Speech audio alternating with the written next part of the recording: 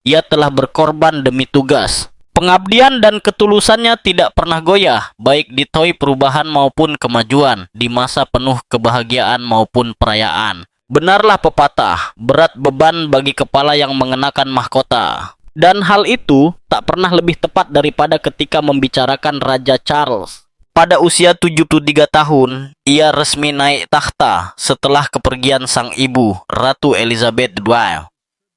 Namun sejak menjadi raja, satu demi satu drama kerajaan terus bermunculan. Meski begitu, tidak ada yang sebanding dengan sebuah rahasia yang telah berusaha disembunyikan oleh keluarga kerajaan selama puluhan tahun. Kini, di usianya yang ke-75, Raja Charles tampak siap untuk mengungkap dan mengonfirmasi kebenaran yang selama bertahun-tahun menghantui monarki Inggris. Lalu, apa sebenarnya yang ia ungkapkan dan mengapa ia memilih untuk berbicara sekarang? Tetaplah di sini untuk semua rincian menariknya. Pengakuan Raja Charles. Pada usia 75 tahun, Raja Charles membuat sebuah pengungkapan yang mengguncang dasar monarki Inggris. Sebuah kebenaran yang selama beberapa dekade tertimbun dalam diamnya keluarga kerajaan. Hidupnya selalu merupakan campuran antara kehormatan dan kontroversi. Dari perjalanannya menuju takhta, hubungan sulitnya dengan anak-anaknya, hingga pernikahannya dengan Camilla. Namun tidak ada, sama sekali tidak ada, yang menandingi badai besar yang muncul akibat pengakuan terbarunya.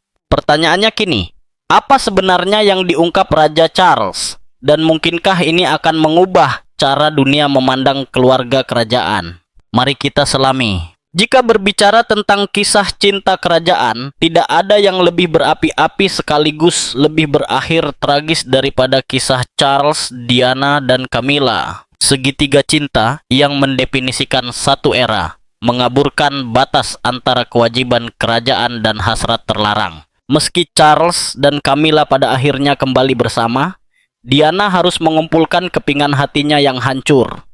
Tersenyum meski terluka, membesarkan kedua putranya, dan tetap melayani negaranya dengan martabat yang tenang. Namun di balik citra publik itu, Diana menyimpan luka yang hanya sedikit orang benar-benar pahami. Dan semuanya dimulai jauh sebelum dunia mengetahuinya. Pengakuan Raja Charles menyoroti kembali satu momen khusus tersebut. Saya mulai menyadari apa yang terjadi dalam pikiranku dan terutama dalam pikirannya begitu ia mengenang. Sebuah kejadian yang oleh Diana digambarkan sebagai titik ketika pernikahan mereka benar-benar berakhir. Itu terjadi pada tahun 1984 di dalam Lindo Wing, St. Mary's Hospital di Paddington, hanya beberapa jam setelah ia melahirkan putra keduanya, Pangeran Harry. Momen yang seharusnya menjadi salah satu hari terbahagia dalam hidupnya justru berubah menjadi kenangan yang tak pernah hilang. Ketika Charles melihat putra bungsunya untuk pertama kali, Diana menceritakan kepada orang kepercayaannya, Paul Burrell, bahwa suaminya menatap bayi itu dan mengucapkan sesuatu yang membuat hatinya hancur. Ia disebut memperhatikan warna rambut Harry yang kemerahan. Ciri khas keluarga Spencer, jelas Diana. Namun kemudian Charles mengucapkan kalimat yang mematahkan seluruh harapannya. Menurut Diana, Charles berkata bahwa ia akhirnya memiliki pewaris dan cadangan, dan kini ia bisa kembali kepada Camilla. Perkataan itu, seperti yang kemudian dituliskan Paul dalam bukunya The Royal Insider, membuat Diana terpukul. Ia bukan tidak tahu tentang perasaan suaminya terhadap Camilla. Bayang-bayang itu sudah lama menghantui pernikahan mereka. Namun waktu, nada, dan ketidakpekaan Charles di saat itu adalah sesuatu yang tidak pernah ia lupakan. Ia baru saja melalui proses persalinan. Ia baru berusia 23 tahun, rapuh, emosional, dan sangat membutuhkan kasih sayang.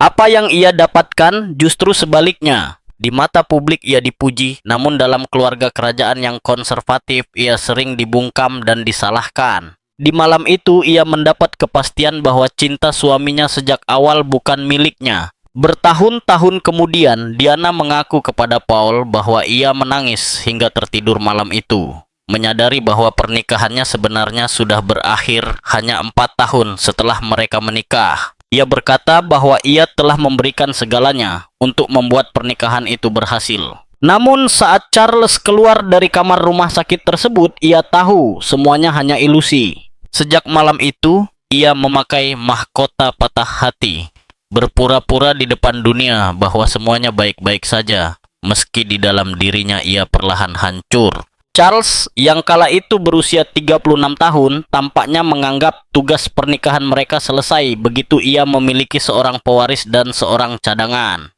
Yang mengikuti setelah itu adalah jarak, kesepian, dan putus asa yang tak terlihat publik. Pada tahun 1946, keduanya pada dasarnya hidup terpisah, hanya terikat oleh anak-anak mereka dan kewajiban publik. Hubungan Charles dengan Camilla terus berlangsung secara diam-diam, semakin merusak sisa-sisa rumah tangga mereka. Pada tahun 1992, dongeng itu benar-benar berakhir. Tahun itu disebut oleh Ratu Elizabeth sebagai Annus Horribilis. Dunia menyaksikan Charles dan Diana resmi berpisah, menutup kisah cinta kerajaan yang dahulu memikat seluruh dunia. Kini, puluhan tahun kemudian saat Raja Charles merenungkan hidup dan masa pemerintahannya, luka lama itu kembali terbuka. Keputusannya untuk berbicara bukan sekadar pengakuan, melainkan sebuah pertanggungjawaban. Monarki yang selama ini dibangun di atas rahasia dan pengendalian emosi, kini terpaksa menghadapi rasa sakit yang selama ini tersembunyi. Dan ketika publik melihat kemiripan antara hubungan tegang Charles dengan putra bungsunya, Pangeran Harry, gema masa lalu terasa semakin kuat, membuat waktu pengungkapan ini terasa sangat simbolis. Dilaporkan bahwa keduanya bertemu kembali selama 55 menit saja. Sebuah pertemuan singkat yang justru meninggalkan lebih banyak pertanyaan daripada jawaban. Saat dunia menyaksikan Raja Charles mulai membuka potongan-potongan kisah yang telah lama disembunyikan, satu hal menjadi jelas. Waktu mungkin menyembuhkan, tetapi sejarah tidak pernah benar-benar hilang. Apa yang terjadi di kamar rumah sakit bertahun-tahun lalu masih membekas. Bukan hanya sebagai kenangan penuh luka, tetapi sebagai pengingat bahwa bahkan dalam keluarga paling berkuasa di dunia, cinta dan penderitaan sering berbagi mahkota yang sama. Namun, untuk benar-benar memahami kedalaman kisah ini, kisah cinta paling terkenal dalam sejarah kerajaan, kita harus kembali ke tahun 1995. Ketika semuanya meledak lewat wawancara panorama Putri Diana dengan jurnalis Martin Bashir. Wawancara tersebut mengubah seluruh jalur sejarah kerajaan Inggris. Duduk di bawah sorotan lampu studio BBC yang terang dan tajam, Diana mengucapkan kalimat yang mengguncang dunia. Ada 3 orang dalam pernikahan ini, jadi agak sesak. Dalam sekejap, topeng kerajaan runtuh. Semua orang tahu siapa orang ketiga yang ia maksud. Camilla Parker Bowles, perempuan yang telah dikaitkan dengan Pangeran Charles jauh sebelum Diana hadir dalam hidupnya. Untuk memahami seberapa dalam akar kisah ini, kita harus kembali jauh ke masa lalu, sebelum pernikahan bak dongeng, sebelum skandal, sebelum patah hati. Tahun itu adalah 1970, ketika Pangeran Charles muda bertemu Camilla Shen melalui seorang teman bersama, Lucia Santa Cruz. Sejak awal, Camilla tidak ragu menunjukkan pesona maupun sejarah keluarganya. Konon, kalimat pembuka yang ia ucapkan kepada Charles adalah, "Nenek buyut saya adalah selingkuhan kakek buyutmu. Sepertinya kita punya sesuatu yang sama." Jika cerita itu benar, maka Camilla tidak hanya memasuki hidup Charles. Ia masuk dengan percaya diri dan penuh pesona. Tak lama setelah pertemuan itu, keduanya mulai berkencan. Pada 9 April 2005, Charles dan Camilla akhirnya menikah dalam sebuah upacara sipil di Windsor Guildhall. Namun bertahun-tahun sebelumnya, ketika Charles harus bertugas di Angkatan Laut Kerajaan, kewajiban memisahkan mereka. Camilla tak menunggu dan melanjutkan hidupnya.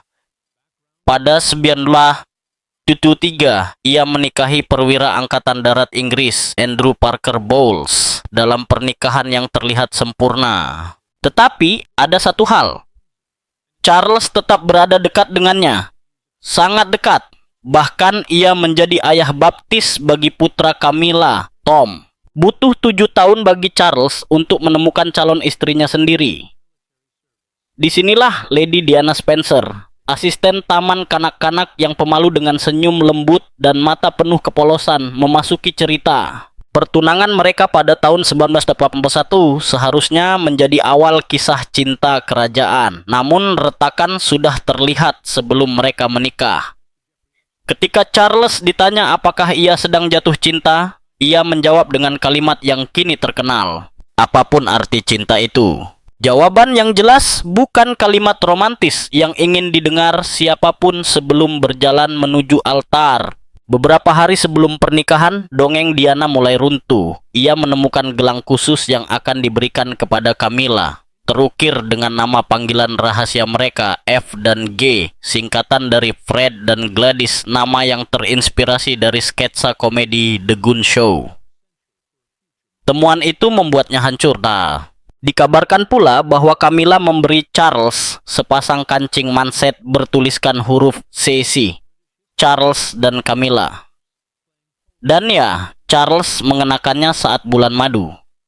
Jelas, ia bukan tipe pria yang pandai menyembunyikan sesuatu.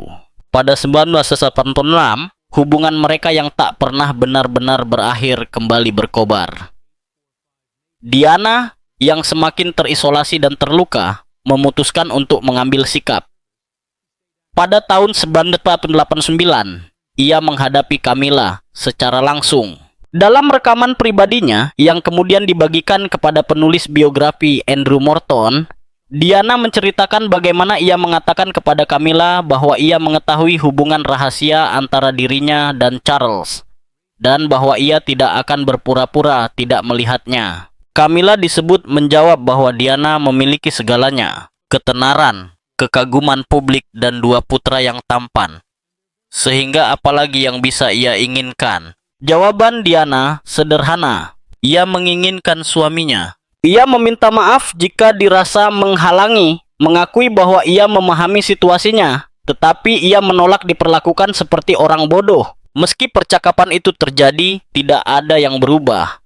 Keluarga kerajaan mendesak Charles dan Diana untuk tetap bersama, dan untuk beberapa waktu mereka memainkan peran masing-masing. Namun, di balik pintu istana, pernikahan mereka hanyalah sandiwara. Lalu meledaklah skandal yang tidak dapat ditutup-tutupi oleh istana, Tampon Gate. Pada tahun 1992, publik Inggris terbangun dengan kebocoran tragis dari sebuah tabloid. Rekaman percakapan telepon pribadi antara Charles dan Camilla dari tahun 1949. Percakapan itu berisi kalimat intim yang mengejutkan seluruh negara. Charles bercanda bahwa ia ingin menjadi tampon Camilla. Sebuah gambaran yang tidak seorang pun ingin dengar, apalagi bayangkan. Tabloid Daily Mirror mempublikasikan transkrip lengkapnya, bahkan menyediakan saluran telepon agar masyarakat bisa mendengarkan langsung rekaman tersebut. Reputasi Charles jatuh drastis dalam semalam. Berusaha menyelamatkan citra, ia setuju untuk diwawancarai secara televisi pada 1994 oleh jurnalis Jonathan Dimbleby. Ketika ditanya apakah ia setia kepada Diana, Charles mengakui bahwa ia setia sampai pernikahan mereka tidak dapat diperbaiki lagi. Itulah pengakuan publik paling jelas tentang perselingkuhannya, dan pernyataan itu mengguncang Inggris. Ia menambahkan bahwa Camilla adalah teman lamanya dan akan tetap menjadi teman. Pada titik itu, tidak ada seorang pun yang percaya bahwa mereka hanya teman. Jawaban Diana datang tahun berikutnya, lewat wawancara panorama yang sama yang menjadi salah satu program televisi paling ditonton di dunia. Diana berbicara terus terang tentang pernikahannya, pergulatannya, dan rasa sakit akibat pengkhianatan. Dan meski ia hanya menyebutkan satu kalimat terkenal itu, dunia sudah tahu siapa yang ia maksud. Semua orang tahu persis siapa yang dimaksud Diana. Pada tahun 1995, pernikahan Camilla dengan Andrew Parker Bowles resmi berakhir. Saat itu semua masalah keluarga kerajaan sudah tersebar di media, dari surat kabar hingga acara berita di televisi. Ratu Elizabeth akhirnya merasa bahwa semuanya sudah terlalu jauh, dan pada tahun 1919, perceraian Charles dan Diana pun diselesaikan. Setelah kematian tragis Diana pada 1997, monarki Inggris memasuki salah satu masa tergelapnya. Amarah publik terhadap Charles dan Camilla sangat besar, sehingga keduanya harus menjaga jarak dari sorotan publik selama bertahun-tahun. Mereka baru tampil bersama di depan umum pada tahun 1999 saat menghadiri pesta ulang tahun di Ritz Hotel, London. Paparazzi mengepung lokasi itu, memotret setiap langkah mereka. Itulah momen debut tidak resmi hubungan mereka di mata publik. Perlahan, opini masyarakat mulai berubah. Setahun kemudian, Camilla diperkenalkan kepada sang ratu dalam sebuah acara pribadi di Yunani. Sebuah isyarat bahwa es keluarga kerajaan mulai mencair. Pada Februari 2005, Charles dan Camilla akhirnya mengumumkan pertunangan mereka meskipun reaksi publik terbelah. Pernikahan mereka berlangsung April tahun itu dalam upacara sipil sederhana di Windsor. Ratu dan Pangeran Philip tidak hadir, tetapi Elizabeth memberikan restu secara pribadi. Ia menjelaskan bahwa sebagai kepala gereja Inggris, kehadirannya di upacara sipil akan dianggap tidak pantas, meski ia sepenuhnya mendukung pernikahan tersebut. Waktu, seperti biasa, bekerja dengan caranya sendiri.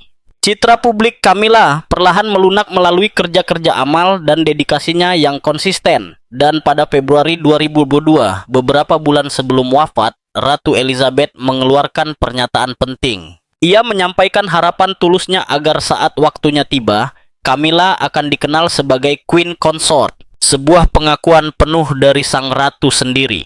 Ketika Charles akhirnya menjadi raja pada September 2022, Camilla resmi menyandang gelar Queen Consort, sebuah gelar yang dulu tampak mustahil baginya. Masa pemerintahan Raja Charles. Setahun setelah wafatnya Ratu Elizabeth II, Charles tidak memasuki kekuasaan dengan gebrakan besar atau perubahan radikal. Sebaliknya, ia menduduki takhta dengan tenang, sabar, siap, dan penuh kehati-hatian. Pria yang dulu dikenal lantang menyuarakan pendapat tentang isu lingkungan hingga arsitektur, kini tampaknya telah mempelajari seni menahan diri ala kerajaan. Tahun pertamanya sebagai raja bukan tentang mengguncang institusi, tetapi menjaga kestabilannya. Bahkan kesalahan kecilnya, seperti momen ia kehilangan kesabaran karena tempat pena yang rumit saat upacara penandatanganan, tidak benar-benar merusak citranya. Kebanyakan orang hanya mengabaikannya, memilih fokus pada hal-hal positif. Kunjungan kenegaraannya ke Jerman menjadi salah satu sorotan, di mana ia memikat para pejabat dengan berbicara lancar dalam bahasa Inggris dan Jerman. Royal biographer Sally Bedell Smith menggambarkan masa pemerintahannya sejauh ini sebagai evolusi halus, bukan revolusi. Sebuah penerusan warisan Ratu Elizabeth, namun dengan sentuhan pribadi Charles. Raja yang dulu ingin memodernisasi monarki, kini tampaknya memahami bahwa takhta bukan panggung untuk gagasan lantang, melainkan tempat untuk pengaruh yang sunyi namun kuat. Keinginan Charles untuk merampingkan monarki, mengurangi biaya, menekan pengeluaran publik, dan memperkecil jumlah bangsawan yang bekerja penuh waktu sudah dikenal luas, tetapi pada tahun pertamanya tidak ada restrukturisasi besar atau reformasi drastis. Tidak ada tanda-tanda renovasi besar-besaran di Buckingham Palace. Sebaliknya, fokusnya adalah pada koneksi, membangun hubungan dalam dan luar negeri, serta menjaga jembatan sosial yang telah dibangun ibunya selama hidupnya. Ia mengunjungi keempat negara di Britania Raya, bertemu berbagai komunitas agama dan berupaya menunjukkan monarki yang mau mendengar. Ia menyambut Presiden Ukraina, Volodymyr Zelensky, di London dan melakukan tur diplomatik ke Jerman yang mempererat hubungan kedua negara. Ini adalah diplomasi lembut, bentuk kepemimpinan yang tenang, khas Ratu Elizabeth. Ketika Charles naik tahta pada 8 September 2022 setelah wafatnya sang ratu, ia menghadapi tugas berat, menggantikan seorang pemimpin yang telah mendefinisikan satu era. Pidato publik pertamanya keesokan hari menetapkan nada pemerintahannya. Ia menghormati ibunya, menekankan keseimbangan antara tradisi dan pembaruan, dan menegaskan bahwa perubahan serta sejarah dapat berjalan berdampingan. Ia berjanji melayani seluruh rakyat dimanapun mereka tinggal dan apapun keyakinan mereka. Charles juga mengakui bahwa menjadi raja berarti meninggalkan aktivisme yang dulu sangat ia suarakan, khususnya mengenai konservasi dan perlindungan lingkungan. Dua hal yang telah selama puluhan tahun Charles memperjuangkan isu lingkungan dan konservasi.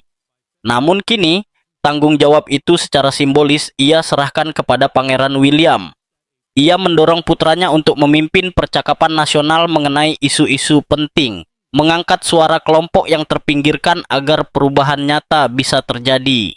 William menerima tugas itu tanpa ragu.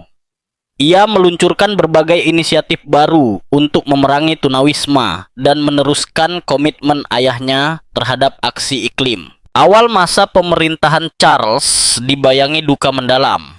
Inggris berkumpul untuk memberikan penghormatan terakhir kepada Ratu Elizabeth II, sebuah momen sejarah bagi sosok yang telah memimpin selama seumur hidup kebanyakan orang. Alunan terakhir dari peniup seruling ratu bergema di Westminster Abbey sebelum seluruh jemaat berdiri menyanyikan lagu kebangsaan. Untuk pertama kalinya dalam 70 tahun, kata-kata itu berubah. God save our gracious king. Itu adalah titik balik, penutup satu era dan permulaan hati-hati dari era berikutnya. Dalam pidato Natal perdananya sebagai raja, Charles menampilkan potret Britania yang telah berubah. Pesannya menggambarkan keberagaman dan inklusivitas dengan cuplikan kunjungannya ke berbagai wilayah, termasuk pertemuan dengan komunitas Sikh di Luton. Itu sebuah pengakuan halus bahwa ia kini memimpin negara multikultural dengan lebih dari 300 bahasa digunakan di ruang-ruang kelas.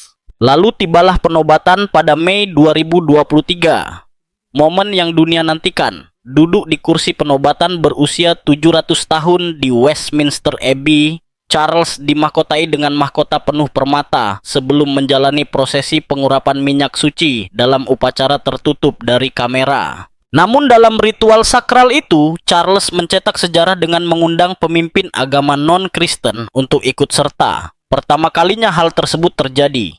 Ini adalah sinyal kuat bahwa monarki bersedia mencerminkan keberagaman iman masyarakat modern Inggris. Deretan tamu berisi presiden, perdana menteri, dan keluarga kerajaan dari seluruh dunia. Tetapi Charles juga menyediakan kursi untuk warga biasa, relawan, guru, dan pemimpin muda. Cara halusnya untuk memadukan kemegahan kerajaan dengan sisi kemanusiaan, menunjukkan bahwa mahkota setidaknya masih milik rakyat.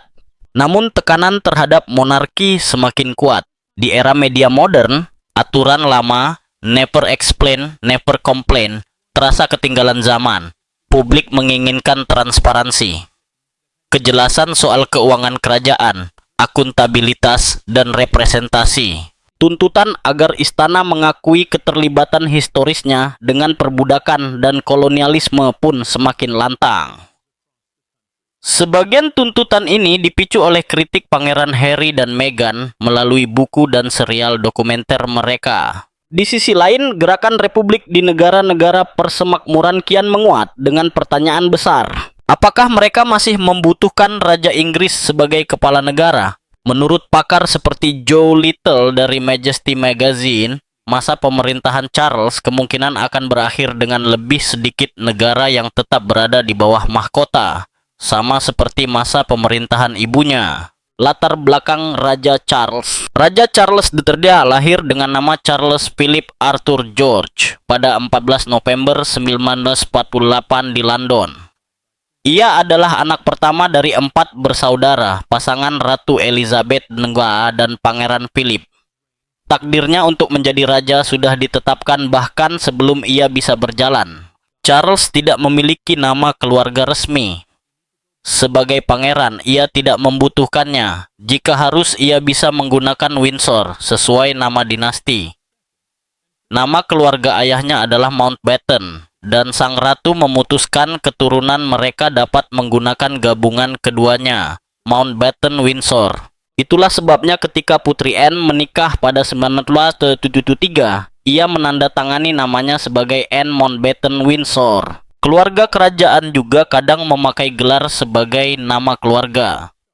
Karena itu, William dan Harry menggunakan nama Wales saat bersekolah dan ketika menjalani dinas militer. Sejak kecil, hidup Charles berada dalam sorotan publik. Pada 1952, ketika kakeknya Raja George Sussex meninggal, ibunya naik takhta menjadi Ratu Elizabeth II, dan Charles baru berusia 3 tahun menjadi ahli waris. Ia diberi gelar Duke of Cornwall, gelar pertama dari banyak gelar yang kelak ia sandang. Saat itu ia telah memiliki seorang adik, Putri Anne, diikuti oleh Pangeran Andrew dan Pangeran Edward yang lahir pada 1960 dan 1964. Kini, Anne dan Edward tetap menjadi anggota aktif keluarga kerajaan. Keduanya menjabat sebagai Councillors of State, yang berarti mereka dapat menggantikan Raja Charles sementara jika diperlukan. Pangeran Andrew, sebaliknya, kehilangan hak tersebut setelah skandal besar terkait hubungannya dengan Jeffrey Epstein. Pada 2022, ia dicabut dari gelar militer dan patronas kerajaan, serta menghilang dari kehidupan publik, meski tetap berada di urutan ke-8 pewaris takhta. Edward berada di posisi ke-14 dan Anne ke-17. Masa kecil Charles. Masa kecil Charles adalah campuran antara privilege dan tekanan. Pada 1926, ia mulai bersekolah di Hill House, London, yang dikenal dengan kedisiplinannya. Tahun berikutnya, ia dikirim ke sekolah asrama Chem, tempat ia pertama kali belajar mandiri. Di usia 9 tahun, ia secara resmi diangkat sebagai Prince of Wales dan Earl of Chester, mengukuhkan jalannya menuju takhta. Pada 1992, ia pindah ke Charles, kemudian melanjutkan pendidikannya di Gordonstoun, Skotlandia, sekolah yang sama yang pernah dihadiri ayahnya. Dikenal dengan disiplin keras, Gordonstoun menekankan ketangguhan, tantangan luar ruang, dan kemandirian, nilai-nilai yang diyakini Pangeran Philip penting bagi calon raja masa depan.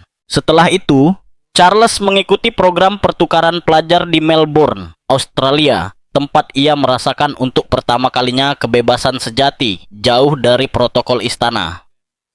Pada 1967, ia memulai studinya di Trinity College, Cambridge, mempelajari arkeologi, antropologi, dan sejarah. Ia menjadi ahli waris takhta pertama dalam sejarah Inggris yang meraih gelar universitas. Di Cambridge, ia mencoba menjalani kehidupan mahasiswa selayaknya orang biasa, bergabung dalam kelompok teater, bermain polo, dan bergaul dengan teman-teman yang melihatnya tanpa terlalu banyak formalitas. Tahun-tahun itu memberinya secercah kehidupan normal, kemewahan yang jarang dimiliki anggota kerajaan sejak lahir. Setelah lulus pada 1970, Charles memulai karier militernya. Ia menjalani pelatihan 6 bulan di Royal Air Force sebelum bergabung dengan Royal Navy pada 1971. Ia bertugas di HMS Norfolk dan kemudian menjadi pilot helikopter di 8145 Naval Air Squadron di HMS Hermes. Perjalanan lautnya membawanya ke Karibia hingga Kanada. Pada 1976, ia menyelesaikan tugas sebagai komandan HMS Brownington. Meski tak lagi bertugas penuh waktu, ia tetap aktif di militer, berlatih terjun payung dan sesekali menerbangkan pesawat Queen's Flight. Dedikasi itu membawanya pada berbagai kenaikan pangkat hingga ia ditunjuk sebagai Air Chief Marshal RAF pada tahun 2000. Namun, terlepas dari pencapaiannya, di mata publik Charles sering terlihat serius, pendiam, dan sedikit kaku. Sifat yang sangat berbeda dengan pesona wanita yang kelak memikat dunia, Lady Diana Spencer. Pernikahan mereka pada 29 Juli 1981 itu menjadi tontonan global yang disaksikan ratusan juta orang. Seperti dongeng kerajaan yang sempurna, Diana tampil anggun dengan gaun sutra berwarna gading dan langsung menjadi Putri Wales, serta Putri Rakyat, berkat kehangatan dan empatinya. Pangeran William lahir pada Juni 1982, disusul Harry pada September 1984. Tetapi di balik dinding istana, kisah indah itu perlahan retak. Tekanan kehidupan kerajaan, gangguan media, dan kepribadian mereka yang berbeda membuat hubungan mereka renggang. Awal 1990-an, pernikahan itu menjadi sandiwara yang dikelola dengan hati-hati. Rumor perselingkuhan dari kedua belah pihak memenuhi tabloid hingga keduanya berpisah pada 1992 dan resmi bercerai pada 1996. Kemudian tragedi menghantam. Agustus 1997, Diana meninggal dalam kecelakaan mobil di Paris. Dunia berduka. Tahun-tahun berikutnya, Charles memusatkan perhatian pada kedua putranya dan pekerjaan amalnya. Hubungannya dengan William menguat, tetapi relasinya dengan Harry justru merenggang. Terutama setelah Harry dan Meghan Markle meninggalkan kehidupan kerajaan dan pindah ke California pada 2020. Komentar Harry tentang rasa kecewanya terhadap ayahnya memperlebar jurang di antara mereka. Kestabilan baru akhirnya datang melalui Camilla Parker Bowles, sosok yang dulu dituding sebagai penyebab runtuhnya pernikahannya. Charles dan Camilla menikah pada 9 April 2005 dalam upacara sipil sederhana di Windsor Guildhall, diikuti pemberkatan di Kapel St. George. Seiring waktu, dukungan Camilla yang tak tergoyahkan dan kepribadiannya yang hangat membuat publik dan keluarga kerajaan mulai menerimanya. Charles dan dunia filantropi. Di luar tugas kerajaan, Charles membangun portofolio amal terbesar yang pernah dimiliki seorang anggota kerajaan. Tahun 1976, ia mendirikan The Prince's Trust untuk membantu kaum muda yang kurang beruntung, yang kemudian berkembang menjadi organisasi global. Tahun 1970-an, ia meluncurkan Prince of Wales's Charitable Fund. Tahun 1990, ia mendirikan Duchy Originals, merek makanan organik yang sukses. The Princess Foundation didirikan pada 1986, terus mempromosikan pendidikan, warisan budaya, dan seni. Sebagai aktivis lingkungan jauh sebelum isu itu menjadi arus utama, Charles meluncurkan Princess Rainforest Project pada 2007, sebelum memperluas fokusnya pada perlindungan laut dan pengurangan sampah plastik. Dedikasinya terhadap bumi mengokohkan reputasinya sebagai calon raja progresif.